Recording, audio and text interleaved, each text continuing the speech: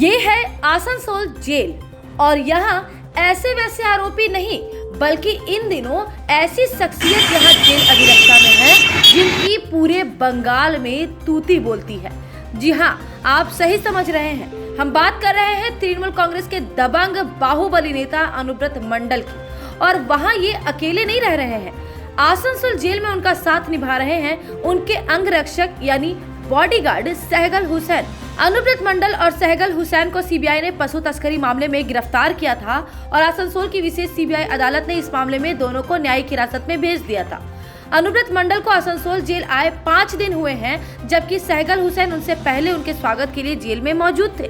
CBI इन दोनों आरोपियों से आमने सामने बैठाकर पूछताछ करने वाली है, लेकिन अब तक ये प्रक्रिया सीबीआई द्वारा नहीं की गई है। आशंका जताई जा रही थी कि सोमवार को सीबीआई की टीम अनुब्रत मंडल और सहगल हुसैन को आमने सामने बैठाकर पूछताछ कर सकती है, पर सोमवार को सीबीआई तो नहीं आई, लेकिन आसनसोल जेल का निरीक्षण करने जेल डीआईजी सुब्रत चैटर्जी ने यहां पहुंचकर सबको चौंका दिया।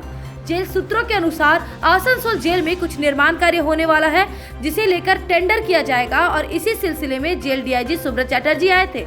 लेकिन यहाँ कुछ बातें गौर करने लायक भी हैं। बता दें कि अनुब्रत मंडल और सहगल हुसैन की गिरफ्तारी से पहले पशु तस्करी मामले में मास्टरमाइंड इनामुल हक और बीएसएफ के कमांडर सतीश कुमार भी जेल में बंद है, लेकिन इस दौरान किसी भी बड़े अधिकारी का जेल दौरा नहीं किया गया था। लेकिन अनुब्रत मंडल के जेल आने के 5 दिनों के बाद ही जेल डीआईजी का दौरा कई तरह के सवालों को जन्म देता है। लेकिन जेल डीआईजी सुब्रत चैटर्जी ने पत्रकारों के सवालों का जवाब 2 लाइनों में देते हुए कहा कि वे टेंडर के सिलसिले में आए थे और बाकी सब कुछ ठीक है। पूरी काटा ठीक है। तुम्हारे घर के फर्नीचर बहुत आकर्षक लगता है बहुत महंगा है। अरे नहीं, उतने महंगे नहीं, रीजनेबल रेट पर ही लिए। अच्छा, आओ मैं तुम्हें अपना दीवान सेट दिखाती हूँ। डिजाइन तो बहुत एट्रैक्टिव है, लगता है क्वालिटी में दम नहीं होगा। कौन कहता है? ये फर्नीचर वर्ल्ड क्लास है, प्योर सागवान के, क्वालिटीदार और टिकाऊ भी। क्या सच में? हाँ, तुम्हें भी फर्नीचर लेना हो तो फर्नीचर वर्ल्ड एक बार जरूर जाना।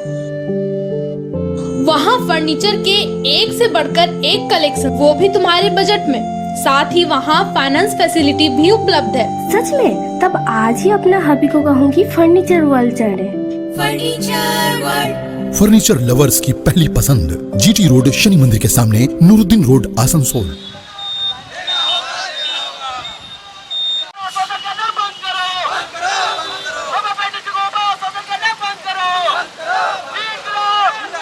सागतोड़िया स्थित ईसीएल मुख्यालय के समक्ष 24 अगस्त से अनिश्चितकालीन धरने पर बैठे हैं कुछ ऐसे युवा जिन्होंने ईसीएल अप्रेंटिस संघ के बैनर तले ट्रेनिंग प्राप्त की थी।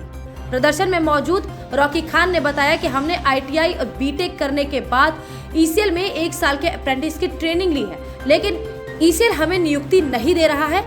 इसके अलावा प्रमाण पत्र जहां भी लेकर जाते हैं हमें वहां नौकरी नहीं मिल रही है, क्योंकि वहां बताया जा रहा है कि आप लोगों ने अंडरग्राउंड ट्रेनिंग ली है, ग्राउंड लेवल पर ये ट्रेनिंग किसी काम नहीं आने वाली है। उनका कहना है कि उनकी पढ़ाई और ट्रेनिंग सब व्यर्थ हो गए हैं और इसके लिए हम लोग पिछले 24 अगस्त से सागतोड़िया स्थित ईसीएल के मुख्यालय पर धरना प्रदर्शन कर रहे हैं, लेकिन इसे प्रबंधन के द्वारा कोई सुनवाई नहीं हो रही है। इसलिए आज यानी सोमवार को वे जुलूस के साथ जिला शासक कार्यालय पहुंचे और जिला शासक से गुहार लगाई। 24 अगस्त 2022 से हम लोग ईसीएल हेडक्वार्टर डिसरगढ़ में हम लोग अनिश्चितकालीन धरना पर बैठे हुए हैं। ये वो स्टूडेंट्स हैं जो आईटीआई, डिप्लोमा, बीटेक पास करके 1 साल का अप्रेंटिस ट्रेनिंग कोल इंडिया में लिया है, लेकिन कोल इंडिया ने 1 साल हम लोगों से काम लेकर कोल इंडिया वालों ने हमें लात मार के बाहर फेंक दिया है, जिसका परिणाम यह हुआ है कि जब मैं वो सर्टिफिकेट लेके कहीं जाता हूँ तो हमें कोई रोज़गार नहीं देता है, यह कहकर कि आप लोगों का अंडरग्राउंड और कोल माइंस का ट्रेनिंग किए हैं, यहाँ आप सरफेस पे वो ट्रेनिंग का कोई इस्तेमाल नहीं होगा।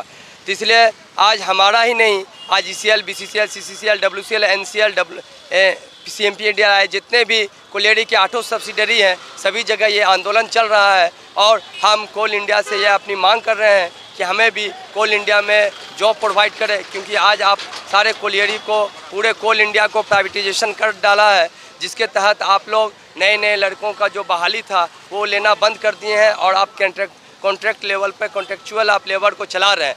तो मेरा ये दावा है कोल इंडिया से कि आप हम अप्रेंटिसों को जिसको आपने ट्रेंड किया है आप इसको फिर से काम करने का मौका दें, ताकि हम लोग भी अपने देश के लिए काम कर सकें और कोल प्रोडक्शन में अपना योगदान दे सकें। तो आज हम लोग BNR आसनसोल से चल कर DM ऑफिस तक जा रहे हैं, क्योंकि DM को भी हमने इनका कॉपी दिया था कि हम लोग अनिश्चितकालीन धरना पे बैठ रहे हैं। तो आज हम लोग DM को डिप्यूटेशन देने जा रहे हैं कि सर आज तक हम लोगों का कोई फैसला नहीं हो रहा है, आज 6 दिन हो गया है लेकिन हम पे कोई न्याय नहीं हुआ है। तो मैं अब DM साहब के पास जा रहा हूँ इस न्याय के लिए गुहार लगाने के लिए। जी, मैं मोहम्मद रौकी खान ECL अप्रेंटिस संघ का प्रेसिडेंट हूँ। अगर आप एक जैसा खाना खाकर बोर हो चुके हो और आपको वैरायटी ऑफ फूड चाहिए तो फिर आज ही आए दी पेपरी।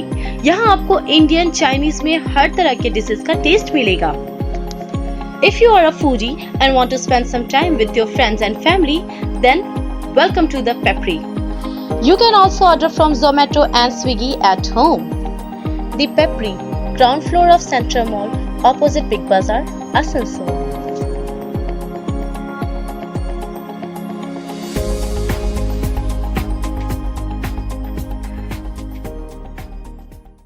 बंगाल का महापर्व दुर्गा पूजा की धूम अब बस 1 महीने में ही पूरे बंगाल में मचने वाली है और इसको लेकर विभिन्न पूजा कमेटियों द्वारा जोरों शोरों पर तैयारियां भी शुरू हो चुकी है। विभिन्न पूजा पंडालों के ढांचे भी तैयार किए जा रहे हैं। प्रशासन भी दुर्गा पूजा की तैयारियों को लेकर सजग है। इसे लेकर नगर निगम में मेयर विधान उपाध्याय ने अपने कार्यालय में मेयर परिषद सदस्यों के साथ एक बैठक की। बैठक में दुर्गा पूजा की तैयारियों से जुड़ी विभिन्न मुद्दों पर चर्चा की गई। लोगों को कैसे बेहतर सेवाएं मुहैया करवाई जाए, लाइट, साफ सफाई एवं अन्य सुविधाओं को लेकर भी इस बैठक पर चर्चा की गई। इन बातों की जानकारी देने के अलावा मेयर परिषद सदस्य गुरदास चटर्जी ने कहा कि नगर निगम की ओर से दुर्गा पूजा के दौरान एक शोभा यात्रा निकाली जाएगी, जो नगर निगम से शुरू होकर पोलो ग्राउंड होते हुए वापस नगर निगम में आकर समाप्त होगी और इसकी तैयारियों पर भी बातचीत की गई है। কোথায় কি না আছে, যে সামনে দুর্গা পূজা আছে, সব পুজোগুলো আসছে, পুজোতে কীভাবে কাটাতে হবে, আসানসোলকে কীভাবে একটু পুজোর টাইমে সুন্দর লাইটের ব্যবস্থা, হ্যান এই নিয়ে ডেভেলপমেন্ট নেই কোথায়।